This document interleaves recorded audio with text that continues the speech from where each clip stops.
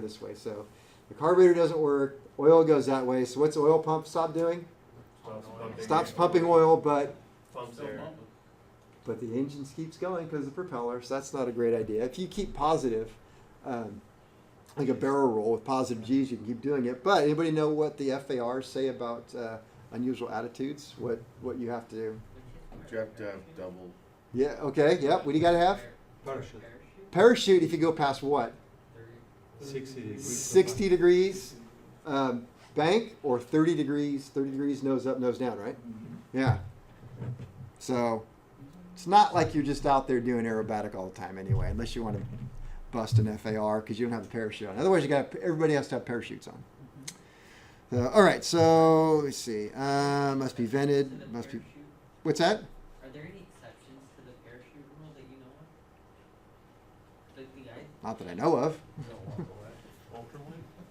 Well, a lot of planes that are aerobatic, they have parachute cushions, so they're already packed in right there. You just got to put it on the way out. Placard it. If leaving the aircraft before the end of the flight, please make sure to don your parachute. Okay.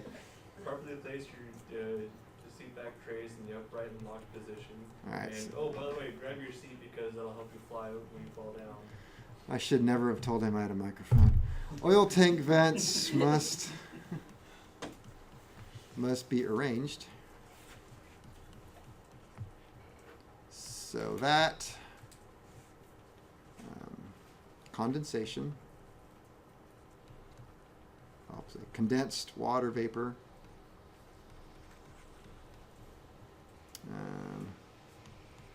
that might freeze, does not block the opening.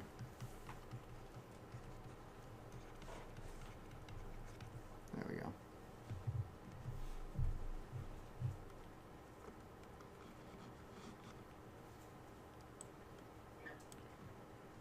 Can I change my screen here? No. No. Survey says. No. Yes.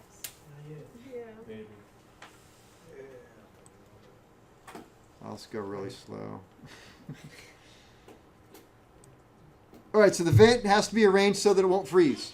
Which, how do you do that? Well, don't put the vent outside. If you put the vent somewhere near the engine, guess what? The engine's creating enough heat that it doesn't get that cold inside of the engine. So behind the baffling is usually pretty warm back there.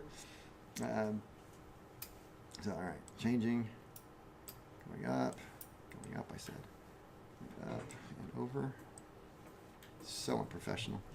All right, and C, since we're talking about it, for aerobatic planes, A-E-R-O-B-A-T. For aerobatic category,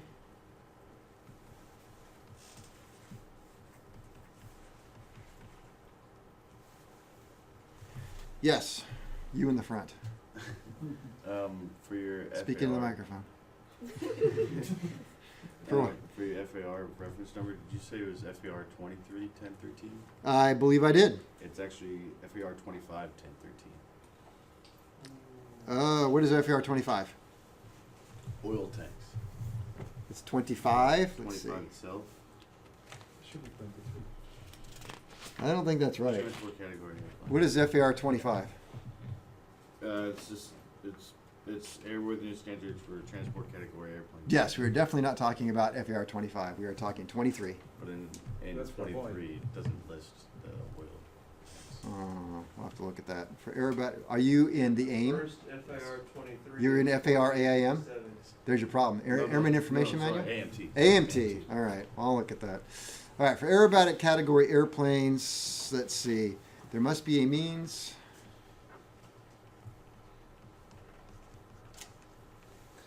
Must be a means to prevent hazardous loss of oil during aerobatic maneuvers, including short periods of inverted flight.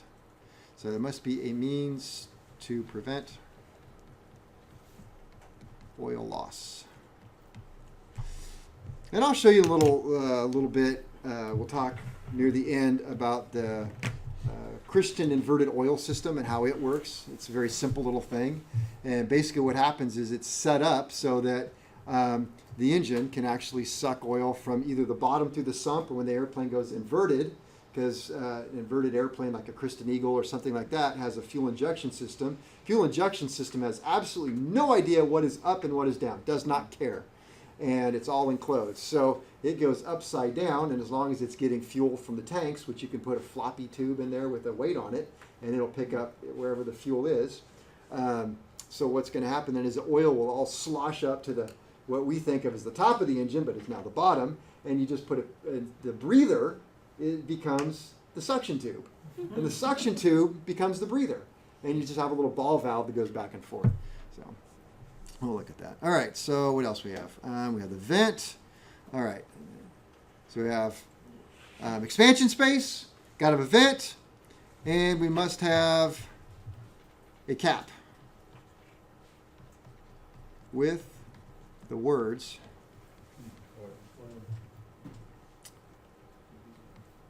oil or 710. Some caps say 710.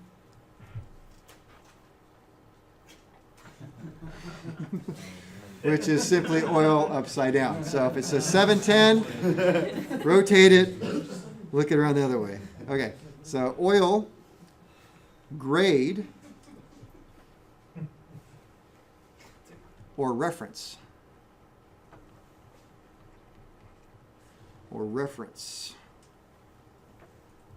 And that is under 23.1557. My notes should have capacity. But not required. And I put should have capacity because it's funny, most aircraft do have the capacity on it. And I think it's just a really nice thing to note.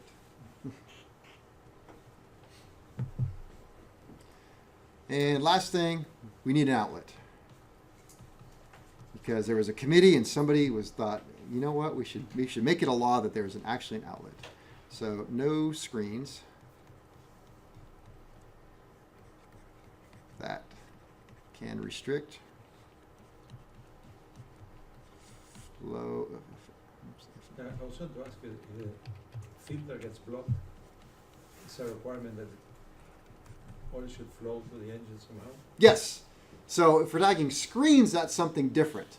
We're talking about an oil tank in a dry system, no screens. Not trying to filter oil. There should be nothing that can hinder the flow of oil to the oil pump. So no screens that restrict flow of oil to engine.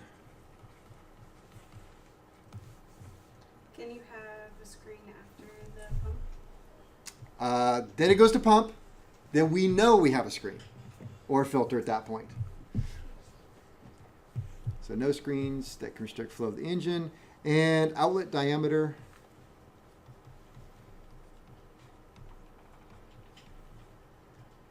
May not be smaller than oil pump inlet.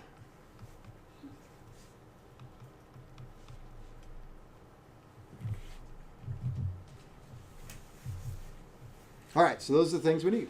And what was the Q&A question?